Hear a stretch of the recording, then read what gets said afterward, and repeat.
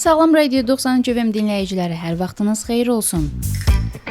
Saat 3-ü biraz keçibsə, Offside efirdədir. Qarşıdakı bir saat ərzində mən Günay Xəlil və Ceyhun Rızayev sizinlə olacaq. Salam Ceyhun, xoş gəlmisən. Xoş gördük Günay, mən də bütün dinləyiciləri və tamaşaçılarımı salamlayıram. Necəsən? İlin yorğunluğu yoxdur ki, üzərində bir son günlər qalıb, yekunlaşır. Yox, yorğunluq yoxdur, hər şey yaxşı. Sadəcə Bakının havası biraz ağırdı, təmiz deyil deyən. Əksər insanlarda xroniki yorğunluq var. Məsələn, Bakıda sən nə qədər yatsan da yuxudan doymursan, amma məsələn rayon yerinə gedirsən, səhər saat 7 olan kimi avtomatik oyanırsan. Çünki beyinə tam oksigen gedir və 6-7 saatlıq yuxuda bəs edir ki, sən özünü gümrah hiss eləyəsən. Azərbaycan çempionatında futbol maçları artıq yekunlaşıbdır. Darıxmırsan ki indidən? Yox. Bir neçə gün. Yox, açığı biraz da yorulduq, amma düz maraqlı bir neçə ay keçdi avqustdan bəri, amma biraz bizim də istirahətə ehtiyacımız var. Klubların da istirahətə ehtiyacı var, xüsusilə də Qarabağ komandasının. Komanda çox yorulub, üst tutacaqlar. Əvvəlcə Bakıda istirahətlərini başlayacaqlar, daha sonra isə üst tutacaqlar Antalyaya. Bu barədə qarşıdakı dəqiqələrdə danışacaq. Misir Premyer Liqasında 16-cı turun baş tutması ilə artıq 2025-ci il üzrə sonuncu tur həftəsi də başa çatmış, yekunlaşmış oldu. Turun ilk qarşılaşması isə Kəpəz və Turantovuz komandaları arasında baş tutdu ki, bu görüşdə 2-0 hesabla Turantovuz komandası qalib gəldi və Qurban Berdiyev işini gördü. 2-0 hesabla qələbə ilə azarkeşlərini, əvvəlki oyunda narazı qalmış azarkeşlərini sevindirdi. Turantovuz yenə ənənəvi futbolunu oynadı. Standart vəziyyətlər təhlükəlidir. Kəpəzə standart vəziyyətdən qol vurdular. Qolu vurandan sonra çəkildilər kənara, müdafiəyə zonalar bağladılar. Yəni heç boşluq vermədilər. Məsələn, Turan üçün fərqi yoxdur. Onun önündəki zəif komandadır, yoxsa çox iddialı komandadır. Hər kəsə qarşı eyni futbol oynayır. Oturur müdafiədə, boşluq verməməyə çalışır, uzun toplarla hücuma çıxmağa çalışır, bir də standart vəziyyətlərdən qolunu vurur. Bu baxımdan əlbəttə çox önəmli bir xaldır Turan üçün. Çünki Turanda qeyri-sabit oyun göstərirdi son turlarda. Qış fasiləsinə qələbə ilə ayrılmaqlar Turan üçün göydən düşmə oldu. Kəpəz isə çox da zəif oynadı, həddindən artıq zəif oynadı. Mən deyərdim Turan qarşısında aciz qaldı. Yəni Kəpəz heç nə edə bilmədi. Biz baxsaq əvvəlki turlarda Kəpəz hətta məğlub olduqları oyunda belə normal futbol sərgiləməyə çalışırdı. Bu dəfə isə Kəpəzdə heç nə alınmadı. Düşünürsənmi ki, Qurban Berdiyevlə ya yollar ayrılmaq lazımdır və s. Çünki ötən turda da düzdür 5-ci yerdə qərarlaşmışlar turnir cədvəlində. İndi xal sayını Zirə ilə eyniləşdirdilər. Hər iki komandanın 27 Sumqayıtla eyniləşdirdilər. Hər iki komandanın 27 xalı var. Turantovuz hazırda turnir cədvəlində 4-cü pillədə qərarlaşıb. Azərbaycan kubokunda mübarizəni davam etdirir və elə xal sayına görə də mövsümün ikinci hissəsində gələn ildə Avrokuboklara vəsiqə qazanmaq uğrunda mübarizəni davam etdirəcək. Yəni Turantovuz bu dəqiqə Avropa zonasındadır. Sən də dediyin kimi həm kubokda yolunu davam edir, həm də çempionatda, yəni normal xal yığıb, belə pis xal yığmayıb, xal ehtiyatı normaldır. Mən düşünmürəm ki, Qurban Berdiyev bu dəqiqə qış fasiləsində kimlənsə hansı baş məşqçini əvəzləyərlər, yox. Məncə Qurban Berdiyev müqaviləsinin sonuna qədər, yəni mövsümün sonuna qədər işləyəcək. Amma mən elə düşünürəm ki, Turantovuz hansı nəticəni qazanmasına asılı olmayaraq komandanın rəhbərliyi Qurban Berdiyevlə yeni müqavilə bağlamayacaq. Yəni sözümün canı odur ki, gələn mövsümə Turantovuzun başında biz Qurban Berdiyevi görməyəcəyik. Yeni baş məşqçi gətiriləcək. Bu Azərbaycanlı yoxsa məsələn sən Turantovuz komandasının sükanı arxasında yerli baş məşqçi görmək istəyərdin, yoxsa yenə başqa bir əcnəbi? Yəni mən həmişə yerli məşqçilərin tərəfdarı olmuşam. Bizim yaxşı yerli məşqçilərimiz var. Yəni düzdür belə 20-30 nəfər deyil, amma var, ona yaxın bizim yerli məşqçilərimiz var. Bilməm indi rəhbərliyin seçimi nə olacaq. Onu yaşayıb ancaq görərik. 16-cı turun digər qarşılaşması isə Kərvan Yevlax və Neftçi komandası arasında baş tutdu. Yevlaxda xüsusilə Vensan Abbaqara xüsusi maraq var idi, lakin oyunun qəhrəmanı isə Emin Mahmudov oldu. 2-1 hesablı qələbə qazandı Ağqaralar Neftçi və Mahmudov da Misir Premyer Liqasında vurduğu qolların sayını 50-yə çatdırdı. Həqiqətən Eminin oyunu idi. Hər iki qolda nəticəyə təsir edən hərəkətlərlə yadda qaldı. Birinci qolda çox gözəl müdafiənin arxasına ötürmə verdi. İkinci qolda özü heç nədən artıq oyuna əlavə olunmuş dəqiqələr idi. 90 plus gedirdi. Penaltini qazandı, penaltini qola çevirdi. Yəni Emin bir daha göstərdi ki, Emin yaxşı oynayanda Neftçi başqa cür olur. Amma ümumi götürəndə Neftçi yaxşı oynamadı. Neftçi zəif oynadı. Yəni bu oyunu yəqin ki, heç kimi razı sala bilməz. Kərvan aqressiv oynayırdı. Kərvan çox yaxşı müdafiə olunurdu. Zonalar bağlamışlar Neftçiyə. imkan vermir. Düzdür, Neftçinin də oldu bəzi epizodlar. Bir neçə epizod oldu. Yəni demək olmaz ki, Neftçi epizoda girir, amma ümumi oyun planında Neftçi o qədər də belə yaxşı görünmür, əzəmətli görünmür. Yəni Vernidubun işini biz artıq qış təlim məşq toplanışından sonra, bir ay sonra görəcəyik. Yanvarın 23-25-i turdu. İlk tur 17-ci tur. Həmin turda artıq biz Vernidubun məncə heç bir bəhanəsi olmamalıdır. Komandaya hazırlıq keçəcək, müxtəlif variasiyalar sınayacaq, bəlkə də 1-2 transfer eləyəcək. Özdə Neftçiyə gələndə müsahibə vermişdi ki, heyət yaxşıdır, bu heyətlə biz Avropaya düşməliyik. Buyursun, cənab Vernidub komandanı Avropaya aparsın. Çünki Neftçi ilə digər məsələn komandalar arasında böyük uçurum fərqi yoxdur. Söhbət çempionluqdan getmir. Neftçinin 20 xalı var, Araz Naxçıvanda 20-dir, Sumqayıtla Turanda 7 xal öndədir. Yəni Neftçi 7 xallıq fərqi aradan qaldırmaq olar. Ona görə yəni Neftçi bunu eləməlidir. Turun gözlənilməz nəticələrindən biri Zirədə baş tutdu. Zirə İmişli ilə 0-0 hesablı heç elədi. Bu görüş barədə fikirlərin nədir? İmişli həqiqətən möhkəm komandadır. İmişli çox yaxşı müdafiə olunur, ağıllı məşqçisi var. İmişlinin seleksiyası yaxşı aparılıb, xüsusən də legionerlər çox yaxşıdır. Bu oyunda da baxırıq ki, əsasən ancaq bir Azərbaycanlı vardı. Azər oynayırdı, Salahlı, qalan hamısı legionerlər idi. Nə istədiyini bilən bir komandadır. Sıx müdafiə olunur, imkan vermir sənə oynamağa. Zirə çətinlik çəkdi, həqiqətən çətinlik çəkdi. Bunun əsas səbəblərindən biri də Zirədə xeyli zədəli futbolçunun olması. Xüsusən də hücum bölgəsi, hücum milli futbolçular, yəni komandanın əsas hücumçusu Volkov aylardır yoxdur. Bir neçə turda, 3-cü, 4-cü turdan sonra zədələndi. Xeyli vaxtı Zirə ondan istifadə edə bilmir. Başqa futbolçular da zədəlidir. Bəzi futbolçular formada deyil. Ümumi götürəndə əlbəttə Zirə son 3 oyuna qalib gələ bilmir. Amma bununla belə baxsaq Zirə yenə 3-cü pillədədir və Avropa iddiasını davam elətdirir. Və turun digər qarşılaşması Qarabağ Qəbələ ilə qarşılaşdı. 2-1 hesablı qələbə qazandı. Bu görüş barədə fikirlərin necədir və Qarabağ ilin son oyununda necə təsir bağışlayır? Əvvəlcə Qəbələdən başlayım. Qəbələ həqiqətən yaxşı futbol oynayır. Maraqlıdır. Maraqlı hücuma milli futbolçular var. Məsələn, Prince Obusu bu oyunda qol vuranda orada Buntiçin çox ciddi səhvi var idi. Nəyə görə? Buntiç artıq topu tutmamış, fikirləşdi ki, mən topu tutmuşam və yerə yıxılıram, topu qucaqlayacağam. Çox səhvi vardı. Əlim belə çox aralanmışdı topu tutanda. Həmin qolu vuran Prince Obusu çox gənc futbolçudur. Bax, bizim klublarımız belə seleksiya aparmalıdır. Prince Obusu keçən il Qəbələdə əvəzedicilərdə oynayırdı, U19 komandasında oynayırdı. Yəni bir perspektivli futbolçu kimi əsas komandaya cəlb olunmuşdu.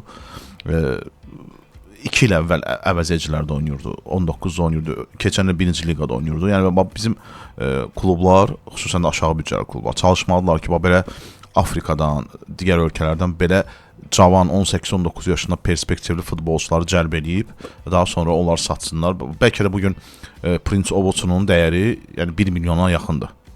Gənc futbolçudur, potensiallı futbolçudur ona görə. Qarabağ haqqında Qarabağ yorulub, Qarabağ tükənib. Qarabağ futbolçular sanki imdad edirlər, yalvarırdılar ki, bircə bu çempionat bitsəydi, qış fasiləsi.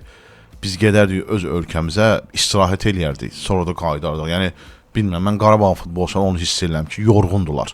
Həm fiziki olaraq, həm də psixoloji olaraq. Yəni komanda sanki çöküb. Yəni istirahətə ehtiyacı vardı bu komandanın. İstirahətlə komanda özünü tam bərpa edib qış fasiləsində həm çempionatın yenidən başlaması, həm də Çempionlar Liqasındakı oyunlardan istədiyi nəticələri ala biləcəklər, xüsusilə Çempionlar Liqasında. Özdə ki, Eintracht Frankfurtla oyunu yanvarın 1-idir, çempionat hələ bərpa olunmayacaq. Bu baxımdan mən biraz narahatam oyuna. Nəyə görə? Komanda təlim məşq toplanışında olacaq. Düzdür, orada indi yoldaşlıq oyunu oynayacaqlar. 2 oyun deyəsən oynayacaqlar. Amma yoldaşlıq oyunu rəsmi oyunu yerini verə bilməz. O baxımdan biraz narahatlıq var ki, Qarabağın futbolçuları oyun səviyyəsi necə olacaq? Bu baxımdan mən biraz ehtiyat edirəm. Amma Almaniyada həmin vaxtı çempionat davam edəcək. Misir Premyer Liqasının digər 2 qarşılaşması bu tur çərçivəsində baş tutdu. Araz Naxçıvan və Şamaxı arasında. Bu görüşdən Araz Naxçıvan 2-0 hesablı qələbə qazandı və bu qələbə ilə deyə bilərikmi, Elmar Baxşıyev vəzifəsini artıq təmin eləmiş oldu, qorumuş oldu. Təəssüf ki, deyə bilmərik. Xəbərlər başqa cürdür. Məndə olan məlumatlara görə Elmar Baxşıyevin yerinə xaricdə məşqçi axtarılır. Bəlkə də artıq anlaşıblar. Yəni mən 2 tur əvvəl mənə belə bir xəbər gəldi ki, Elmar Baxşevin yerinə Məhçə axtarırlar. Yəni Elmar Baxşev hətta Şamaxını 10-0 utsaydı belə yenə göndəriləcək. Yəni, xəbərlər bu yöndədir. Həmin qarşılaşma ilə bağlı bəs fikirlərin necədir? Yəni Şamax çox yaxşı oynadı, əla oynadı. Şamaxı bəlkə də misli Premyer Liqası tarixində bir oyunda bu qədər qol vəziyyəti yaratmamışdı. Çox maraqlı, rəngarəng, sürətli oynadı. Araz Naxçıvan yəni heç qələbəyə layiq deyildi. Yəni Şamaxı ən azı minimum bir xal götürməlidir bu oyundan, amma təəssüf ki, Şamaxı adına deyirəm, təəssüf ki, məğlub oldular. Amma futbolda bəzən belə də olur. O qədər olub ki, Şamaxı yaxşı oynamayıb, məsələn, qol vəziyyəti yaratmayıb, amma hansısa standart vəziyyətdən bir qol vurub udublar. Bu dəfə əksinə oldu. Oyundan xeyli qol vəziyyəti yaratdılar, 6-7 qol vəziyyət, amma istifadə eləmədilər və yekunda məğlub oldular. Və gəlirik turun son qarşılaşmasına və xüsusilə diqqətlərin elə Qarabağ komandasına da bəlkə diqqətlər bu qarşılaşmada idi. Sumqayıt Sabahla qarşılaşdı. Sumqayıtda keçirildi bu qarşılaşma və Sabahın 3-1 hesablı qələbəsi ilə yekunlaşdı.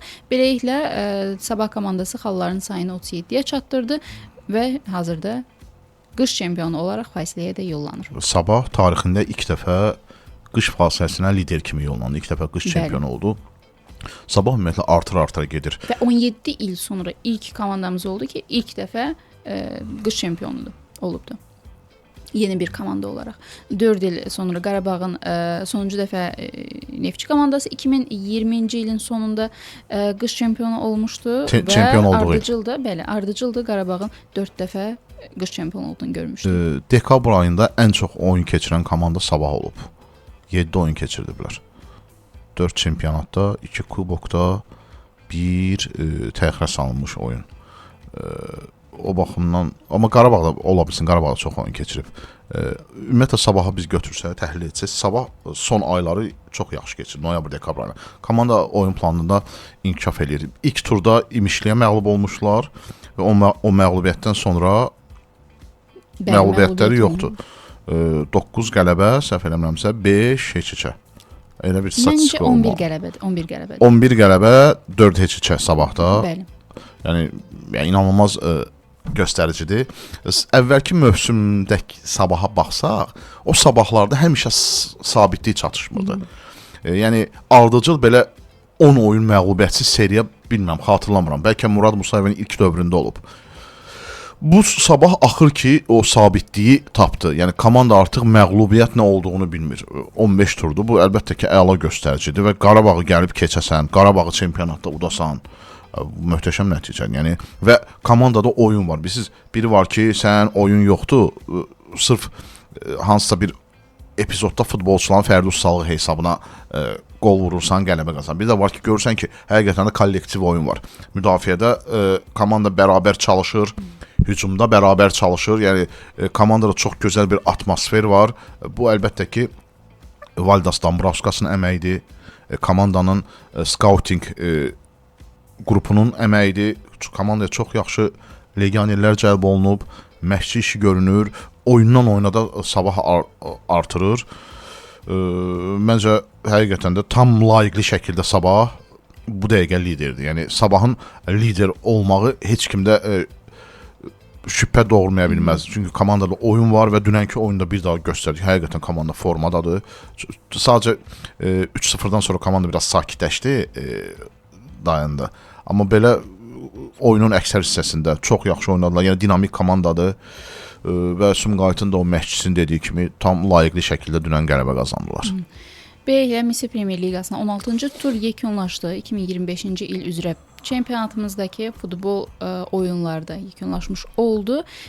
İndi isə musiqi və reklam fasilemiz olacaq. Daha sonra verilişimizə qaldığı yerdən davam edəcəyik. Qarabağ komandasından və ümumilikdə maraqlı transfer xəbərləri var. Onları birgə müzakirə edəcəyik. Dalğanı dəyişməyin. Sumqayıt Sabah qarşılaşmasından sonra Sabahın baş məşqçisi Valdas Dambrauskas bəzi fikirlər səsləndirdi və qeyd elədi ki, düzdür, qış çempionuyuq, lakin bundan hər şey yekunlaşmayıb, bitməyib və Qarabağın səviyyəsinə çatmağımız üçün, Qarabağa yaxınlaşmağımız üçün hələ çox çalışmalıyıq, inkişaf etməliyik.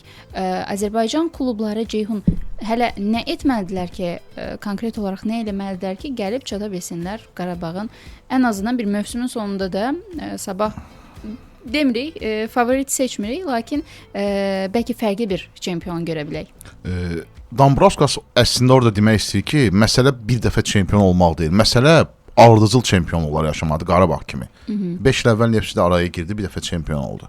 Amma ondan sonra görsən Neftçi yoxdur. Avropaya belə gedən biri, üçlüyə düşə bilmir. Neftçinin həmin ildəki çempionluğuna və xüsusilə müharibə 44 günlük müharibədən sonraki o ilin sonunda olması ona xüsusi bir sanki gözəllik qatdı, dad qatdı. Əlbəttə ki, elədir. Yəni Dambraskas demək istəyir ki, amma ardıcıl təbii ki, görsəydik. Bəli, Dambraskas deyir ki, yəni Qarabağ bütün Azərbaycan futbolunda bütün klublar üçün bir etalondur.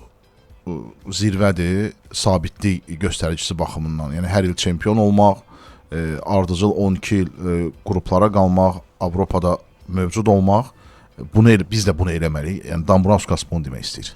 Və Qarabağ Çempionlar Liqasında bu il bütün Avropanı, Azərbaycanı şoka salandan sonra komandasını qoruyub saxlamaqda çətinlik çəkir deyəsən. Çünki futbolçularına dayanmadan təkliflər gəlir və klubun özündən xəbəri yoxdur. Çünki mətbuat konfransında Qurban Qurbanov da açıqlamasında qeyd elədi ki, bəs Qarabağ uşaq bağçası deyil. Əgər futbolçulara təklif gəlirsə, bunu birinci klubla danışmaq lazımdır. Lakin əksi yaşanır. Birinci futbolçularla danışırlar, əlaqə saxlayırlar agentləri ilə. Zəngləşirlər. Həm də orada maraqlı bir fikir səsləndirdi ki, yəni biz Çempion Liqasına düşməyək də, onu da Azərbaycan çempionatında oynayaq ki, bizim futbolçulara təklif gəlməsin. Çünki düşürük Çempion Liqasına təkliflər gəlir, amma bu da gözlənilən idi, olacaq bu. Yəni dünyanın hər yerində belədir. Bir klub əgər yaxşı oynayırsa, həmin klubun futbolçularına digər ölkələrin klublar tərəfindən təkliflər gəlir, maraqlar olur. Burada məsələ nədir? Xarici klublar birbaşa futbolçunun menecerinə, agentinə çıxırlar ki, futbolçu özü biraz narazılıq yaratsın və onu almaq istəyən klubda, çünki futbolçuların müqaviləsi var. Daha aşağı məbləğə futbolçunu. Yəni futbolçuya deyirlər ki, sən klubdan çıxa bilsən, biz sənə Qarabağda aldığının 2 qatını təklif edirik. Amma Qarabağ da deyir ki, yox, hər şeyi gəlin rəsmi şəkildə eləyək. Bizə rəsmi təklif edin. Biz 2 klub nümayəndələri danışaq, futbolçunun qiyməti barədə ortaq məxrəcə gələk. Məsələ budur. Qarabağda ucuz qiymətə satmaq istəmir. Onlar da Qarabağın istədiyini verməyincə, bu dəfə futbolçunun ağlı bulaşır. Beyni dumanlanır ki, bəs mən ora gedə bilmədim, getsəydim, məsəl üçün burada 500 min alıram, sonra getsəydim 1 milyon alacaqdım. Belə deyim, bu zərbə də Qarabağda, futbolçunun performansında düşüş yaradır. Qurban Qurbanov narahat edən əsas məsələ budur, amma bir şey də var ki, bu gözlənilən idi, olacaq idi. Bu bizə ötən ilki hadisələri biraz xatırladır. Sabahın futbolçusuna Neftçinin oyuncusunun təklifi var idi. Danışmışdılar, Neftçi komandasına cəlb olunmağı təklif eləmişdi. Etikadan kənarda qalır. Amma o, belə deyim də, tam da təsdiqini tapmadı. Çünki Sabah tərəfi bu şeyi paylaşdı sosial şəbəkədə. Bunu təqzib etdi. Dedi ki, belə bir şey olmayıb. Belə, yəni bilmədi indi hansı tərəf düzləyirdi. Onlar düzləyirdi, yoxsa bunlar düzləyir.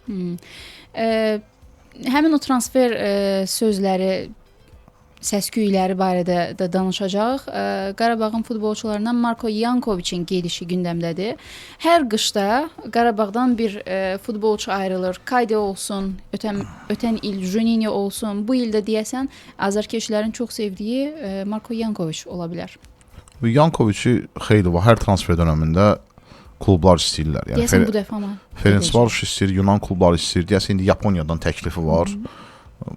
Qarabağ böyük məbləğ, Qarabağ deyəsən aldığının 2 qatını verirlər.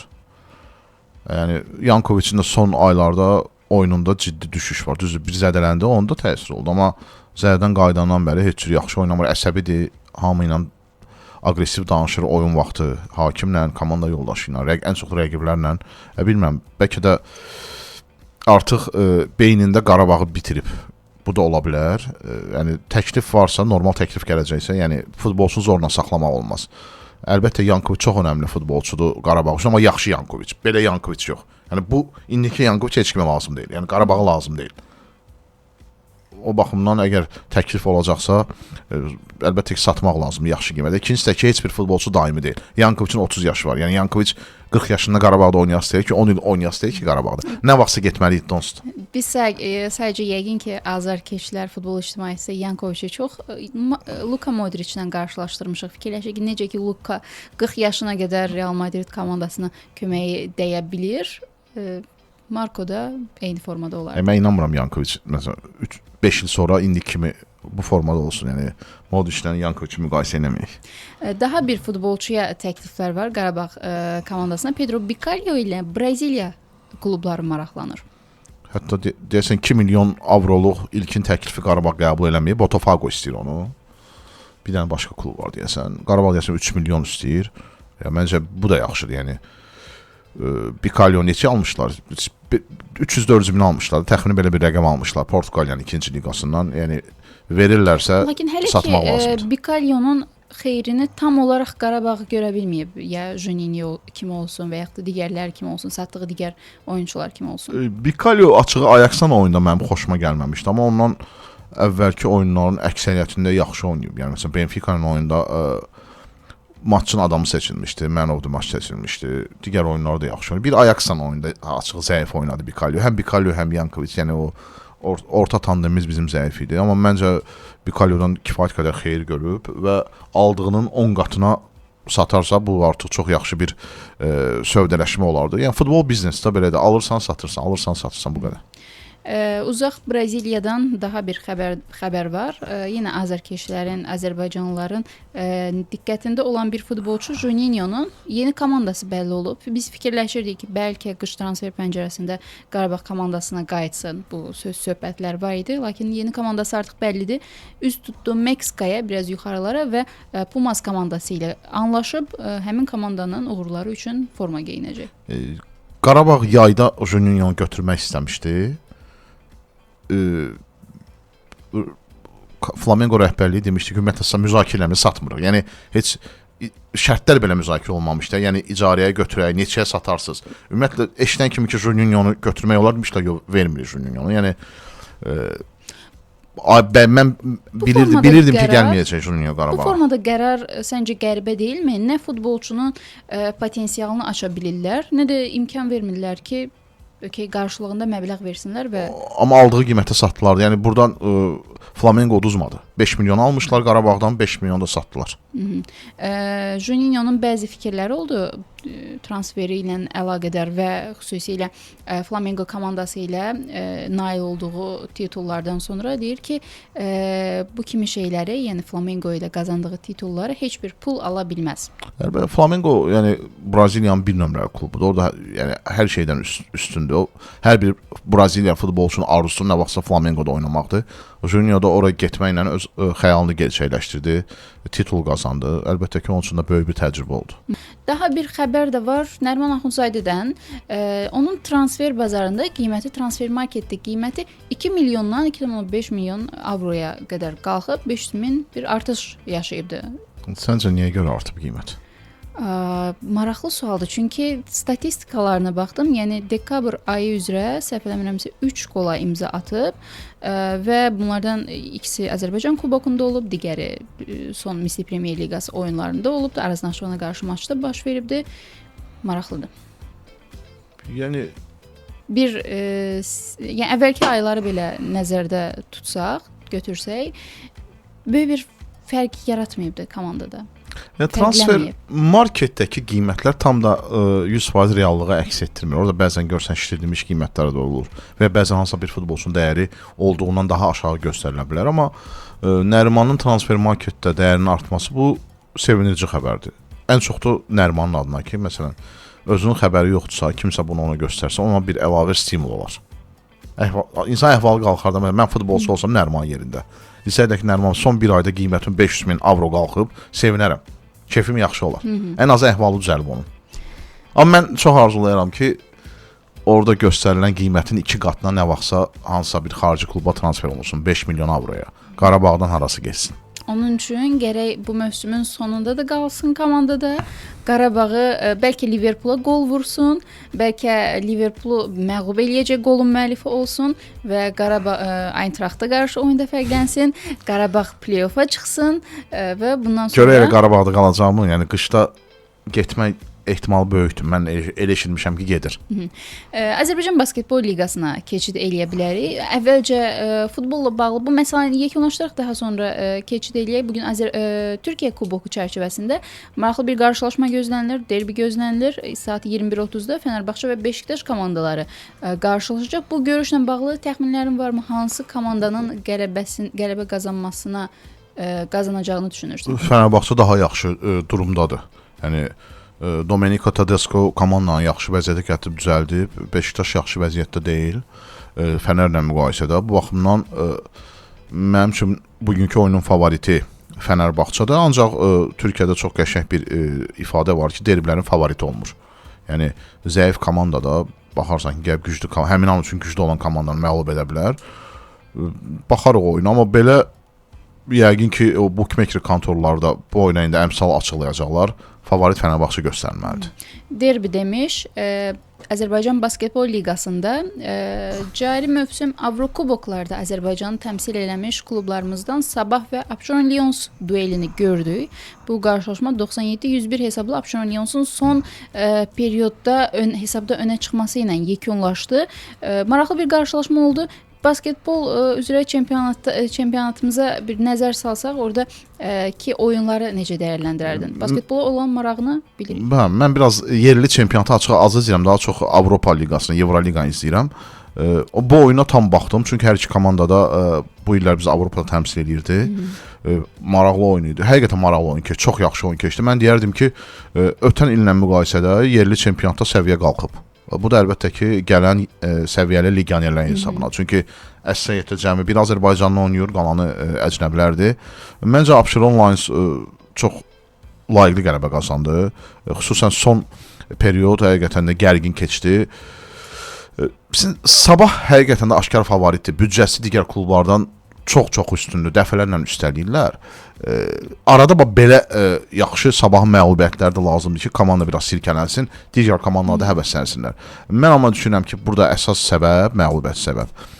Son periyodda Hassani Gravet'in bəzən hazırlıqsız etdiyi atışlar idi. Hassani komandanın lideridir, amma bəzən lazımsız atışlar da atır səbətə, çətin atışlar deyirlər. Bunun biri var ki, boş olursan, verirlərsən boş atışdır, o rahat atışdır. Bir də var çətin atışdır. Mesela girirsən 2 nəfəri keçib, tullanıb Michael Jordan sayağı çevrilib havada atmaq istəyirsən. Hassani belə şeylər sevir, bacarır, amma hər halda sən o səviyyədə futbolçu deyilsən, basketbolçu deyilsən də. Yəni Azərbaycan çempionatında oynayırsan. Məsələn, sən o səviyyədə basketbolçu olsaydın, Panathinaikosda oynayardın, Fenerbahçe, Beko'da oynayardın, digər klublarda Real Madrid, Barcelona'da oynayardın. Yəni Hassani bəzən özü haqqında çox yüksək fikirdə olur.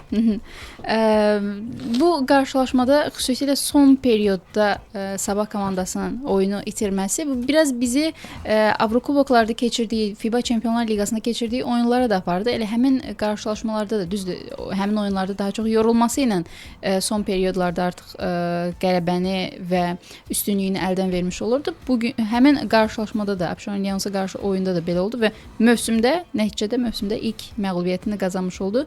Sirkələnəcək böyük ehtimalla hazırda Azərbaycan Basketbol Liqasında liderliyi bölüşdürürlər. Hər iki komandanın 17 xalı var. Birinci və ikinci yerləri bölüşdürürlər Abşeron Lions'la birgə. Abşeron Lions'la bağlı bu məsələ də var. Fikirlərini öyrənmək maraqlı olardı. FIBA Avropa Kuboku çərçivəsində son qarşılaşmada, son qrup oyununda Neftçiyə qarşı oyunda qələbə qazandı, öz revanşını aldı bu komanda və bundan sonra bəzi fikirlər səsləndirildi ki, Abşeron Lions güzəştə gedə bilərdi, iki Azərbaycan klubu.